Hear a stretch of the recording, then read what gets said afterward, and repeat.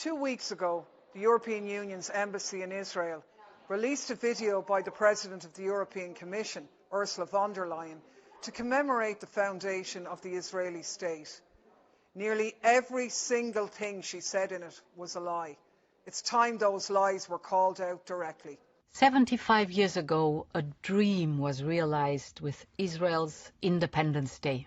Between 1947 and 1949, 3/4 of all Palestinians living in historic Palestine were systematically uprooted and violently expelled from their homes and villages by Zionist militias.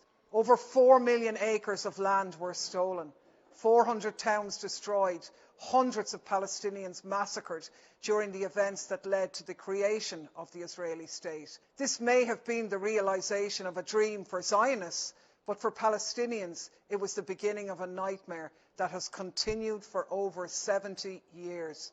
The invasion and destruction of their homeland and their transformation into a colonized people. These events are known to them not as Israeli independence, but as the Nakba, the catastrophe.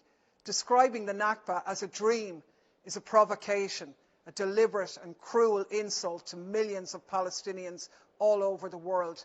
It is unacceptable and must be condemned. After the greatest tragedy in human history, the Jewish people could finally build a home in the Promised Land. A German politician describing the Holocaust as a tragedy is Holocaust revisionism. It's a denial of responsibility for carrying out that crime. A tragedy is a terrible but unavoidable event for which no one is really responsible. The Holocaust, however, was the most ambitious act of deliberate mass murder in history, the extermination of most of Europe's Jews by Nazi Germany. That's not a tragedy, it's a genocide, a crime against humanity. German politicians are the leading Zionists in Europe today. From right to left, Germany's political class back Israel through thick and thin. In return, the Israeli state is expected to help the German establishment to leave its Holocaust guilt in the past. But the Holocaust can't be shrugged off like this, and Israel's crimes against Palestinians cannot and will not be ignored. 75 years of dynamism, ingenuity, and groundbreaking innovations. You have literally made the desert bloom. Israel did not make the desert bloom. The very phrase "make the desert bloom" is an infamous Zionist lie, which denies the prior existence of Palestinians in their own homeland. It's so brazen in its revision of history that it's the equivalent to proposing that the earth is flat. And to hear a notorious propaganda lie like this come out of the mouth of the President of the European Commission is beyond disgraceful. Palestine before the occupation wasn't empty. It wasn't a land without a people for a people without a land.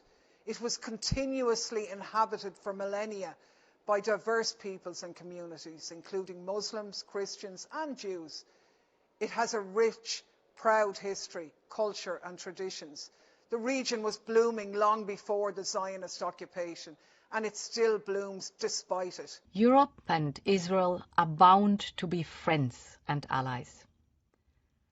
Your freedom is our freedom. Seriously? Israel's freedom is Europe's freedom? Where does that leave Palestine? The calculated insensitivity to Palestinian experiences in this address is quite blatant. The message von der Leyen wants to convey is, if you're Palestinian, the European Union doesn't care about you. Well, let's be very clear about this. That's another lie. Many, many people in the European Union do care about you. Many of us want nothing to do with a disgraceful apartheid regime.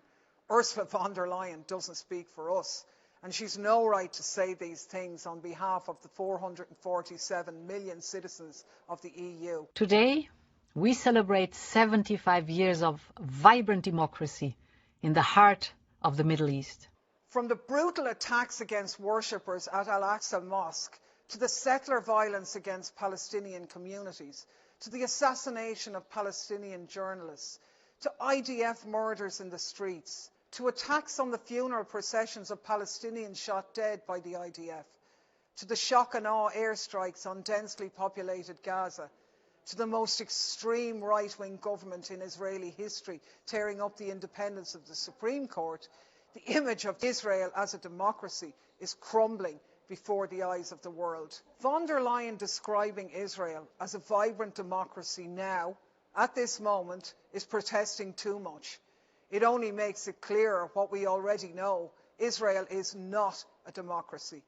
4.5 million Palestinians living under Israeli occupation don't have a vote.